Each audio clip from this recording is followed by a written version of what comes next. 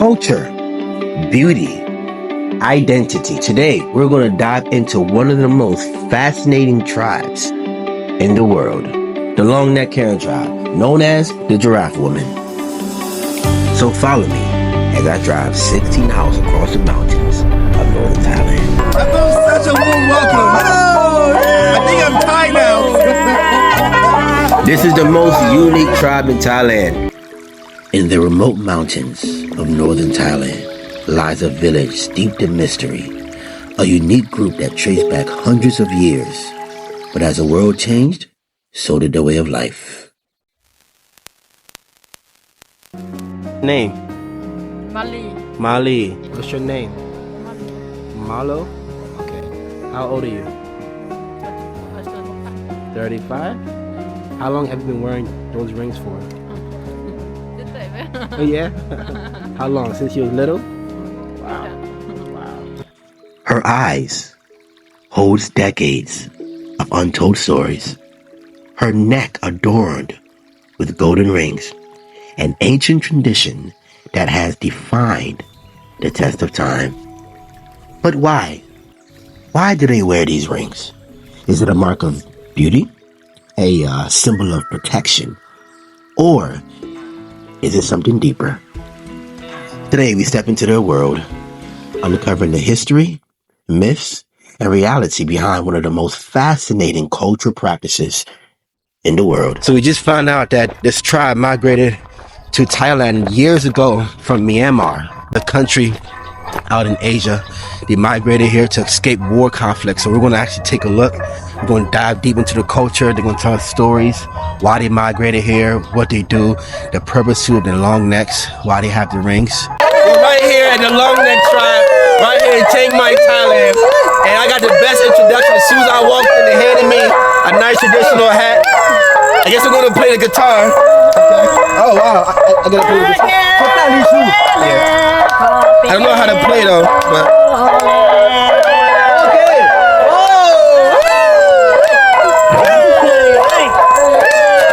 And so it begins with our first sit down of the day. A middle-aged woman named Marley. You may be familiar with her at the beginning of our video. Okay, so since you was 5 years old, you started wearing this. You've never taken it off. No take out every day. No take out. Die. No take out. Imagine carrying a tradition since the age of 5 and wakes up every morning feeling the weight of history around her neck. For Marley, these rings aren't just ornaments. They're a way of life. Jesus Christ. So this big thing goes around your neck. Oh my God, this thing is extremely heavy. It's about, I want to say, what, 3-4 pounds? This is about 4 kilograms. 4 kilos. This is like 2 kilos. Oh, I got to use 2 hands. Heavy. Oh, ooh. Oh, God. Heavy. Yeah. Wow. God. So why do you keep this around? Yeah. Why you wear it since you're younger? Why do you wear it around your neck? For the tradition. Tradition. But why? Why do the women of the Long Neck Tribe commit to the practice day in and day out? Some say it's a symbol of beauty, making the neck appear longer, while others believe it was a form of protection, once thought to guard against tiger attacks in ancient times. Every 3 years, one ring more. A maximum about 28 rings. Every 3 years, Marley adds another ring. One by one, they stack, slowly stretching the appearance of her neck. The maximum, 28. No more, no less. And with each ring, the weight grows heavier. But to her, it's not a burden. It is a story that carries with pride. Walk in, take a bath. Pudding, now take out. Wow. The rings don't just shape the body, they shape the soul. And even if she were to remove them, the imprint to both physical and culture would remain forever. Marley tells me she never questioned it. It was her mother's way, her grandmother's way, and now it is her way. At 18, she's wearing the brass rings for most of her life. When I asked if it hurt, she nodded, yes. She said softly, adjusting the weight on her shoulders. The rings pressed against her collarbones, restricting movement and sometimes discomfort. But despite the pain, she continues to wear them. Why? Because for her and many others, the rings are more than just a medal. Their identity, history, and pride. She knows she could take them off, but she chooses not to. It's who I am, she says with a quiet strength. Pain is temporary, but tradition is forever. We're walking through the village and I just stumbled upon a school where they're having a school session right now. They're like, who are you? Can I walk in? Okay. Hey! Wow, you have these things in your necks. Wow.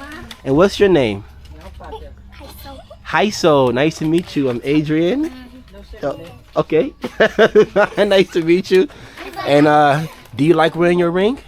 You like wearing? It makes you beautiful, right? These kids are extremely it's just so respected.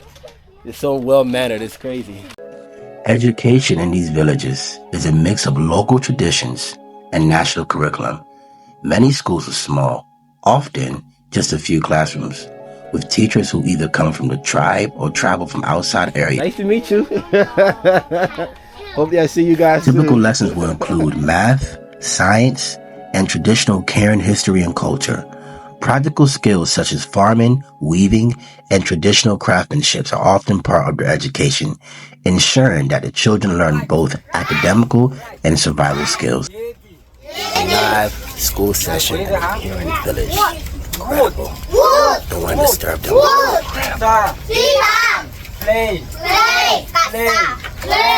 They learn English at a young age. I gotta go.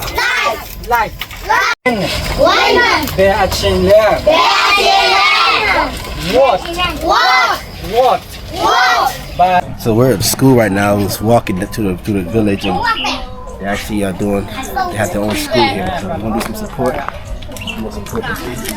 I'll be back. Okay, I'm gonna walk through and come back. That's incredible. So this is a prime example of the young Karen tribes wearing the ring at such a young age. She's only 5, right? Yeah, 5 years. So she probably just started this year wearing rings this year. Wow. So this young Karen child, give me 5, is at a prime age of wearing her ring at 5 years. So most likely she has her whole life to wear these things, and she seemed pretty excited to wear the rings. We're excited to be here with her, find out more about her history. She showed me, she was so smart. She showed me her teeth. Oh wow, you like my ears? Can we get a selfie? Ooh, my knees ain't good. Some, like the little girl I spoke with, wear the rings just like Marley did at her age, embracing both heritage and change. From a young age, Karen children grow up in a close-knit village environment where the elders and parents pass down culture, knowledge, farming techniques, and traditional crafts. Girls who wear the brace rings typically begin at the age of 5, with their families carefully guiding them through the process. Despite misconceptions, the rings do not stretch the neck, but they rather push down the collarbones, giving the illusion of the elongation. You know what you're gonna do? You're gonna help me pick out that, so I can buy it from your mommy. Okay? Cool. Bring me. Oh, I guess money talks in this. Money talks everywhere. She don't believe me, so I'll show her the money. He said, "Oh, we know, but let me show you the money." Okay. So, yeah. Look, I'm gonna buy. You gonna give me? Okay, thank you. Can you pick it out for me so I can get it?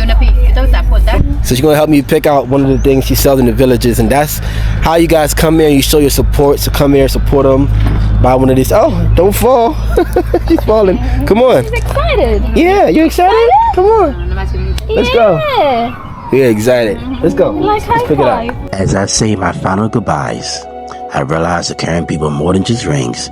They are storytellers, warriors of tradition, and guardians of culture that refuses to be forgotten. How old is 5 years? Okay. Oh yeah, they start wearing it at 5 years, right? As I walk away, that little girl's smile stays with me, a silent promise that their story will continue for generations to come. So long, farewell to you, my friend. Goodbye for now until we meet again. You want to sing with me? These rings are not a burden, but a crown. This is their life, their legacy, and today I was honored to witness it.